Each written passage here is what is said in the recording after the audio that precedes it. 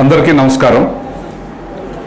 ఈ నెల ఏప్రిల్ 24వ తారీఖు కూటమి అభ్యర్థిగా బరిలో ఉన్నటువంటి నేను మరి నామినేషన్ కార్యక్రమానికి శ్రీకారం చుట్టడం జరిగింది.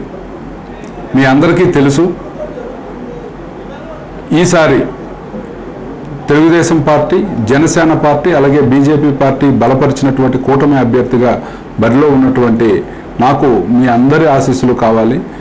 ఆ రోజు జరగబోతున్నటువంటి నామినేషన్ కార్యక్రమానికి పెద్ద ఎత్తున మరి కూటమిలో ఉన్నటువంటి ప్రతి పార్టీ శ్రేణులు కూడా వచ్చి ఆ కార్యక్రమం విజయవంతం చేయాల్సిందిగా మీ అందరికీ కూడా కోరుకుంటున్నాను.